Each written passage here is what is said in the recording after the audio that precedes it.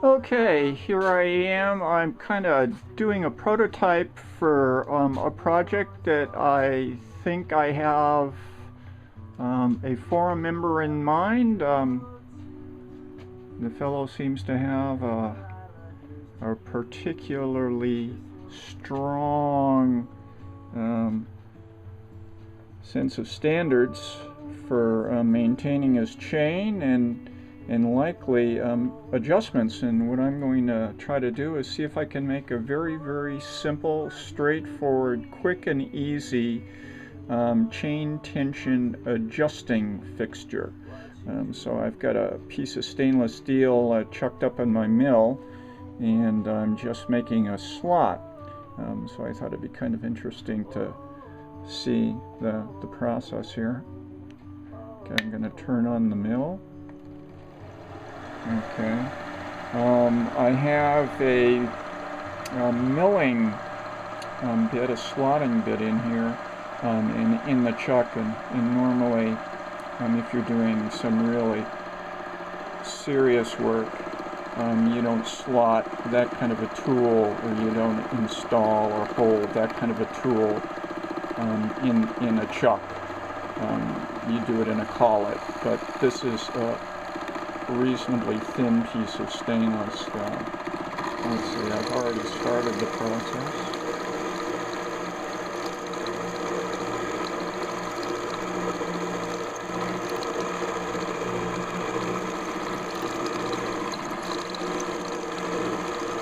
Okay, you can kind of see that there's a little line here. That's where I want to go.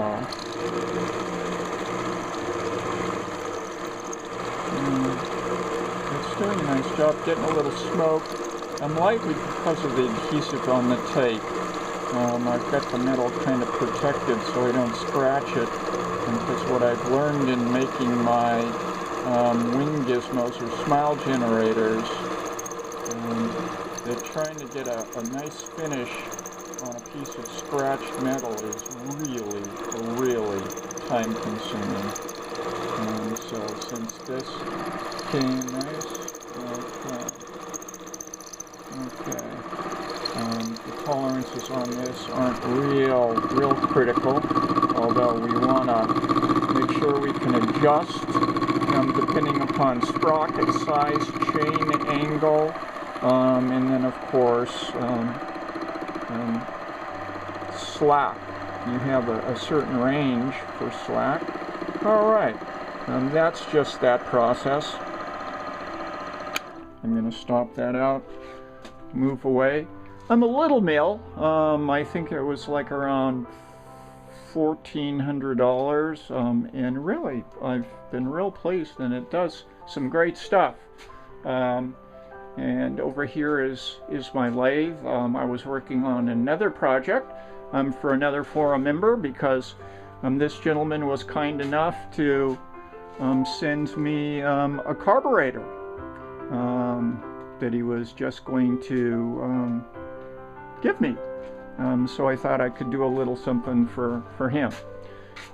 There's some stuff. And as you can see, Mr. Gizmo is real neat, very organized. So I'm going over to the other side. Here is the testing station for the wind gizmos. There's my wind simulator. And as I go over there, you can kind of see the wind gizmo. Let's see if I can get a backdrop on it.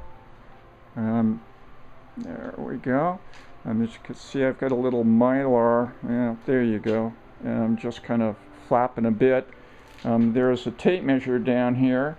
So from the fan to my wind gizmo is 8 feet.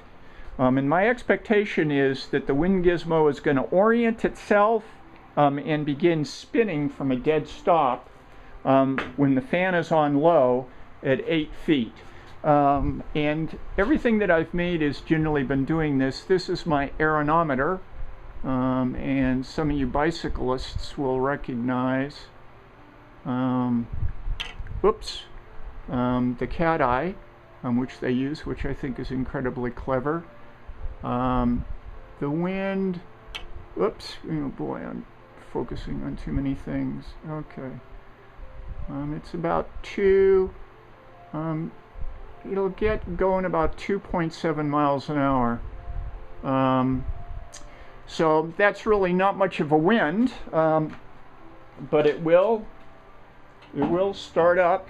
Let's see if I can turn it off.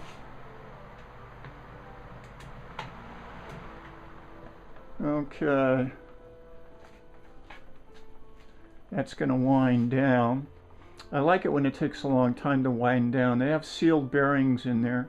It's a bit of a cartridge that I kind of made up. And as you can see, the fan has come to a stop. Actually, they both seem to have come to a stop at the same time, which doesn't leave me real pleased necessarily with the wind gizmo. I would like to see it continue to spin, but the seals on the fan, okay, it's on low, okay, and there it starts up. Okay, let's see if I can move it off orientation. Okay, it oriented itself once again at 2.7 miles an hour, which is nice. I like that. And just for the heck of it, I can turn it up to medium.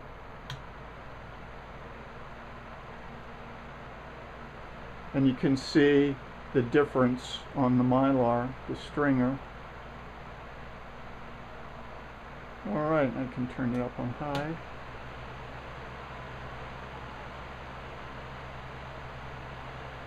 Okay. So I won't spend a lot of time. I have to kind of make an instructional because the gentleman is going to have to, this is, let me turn it off again real quick. As making the propeller assemblies myself is real tough.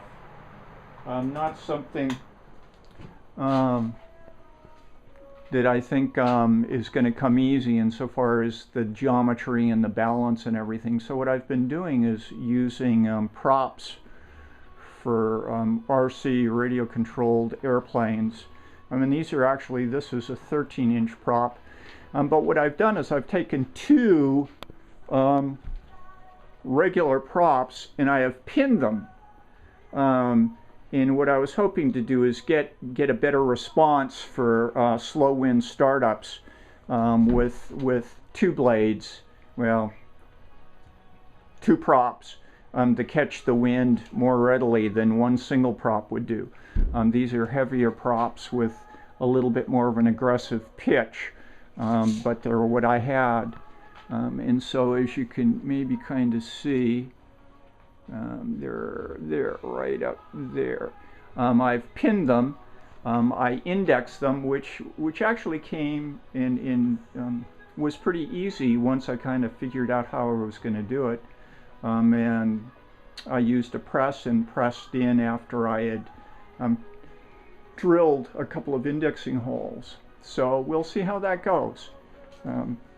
So anyways, just kind of a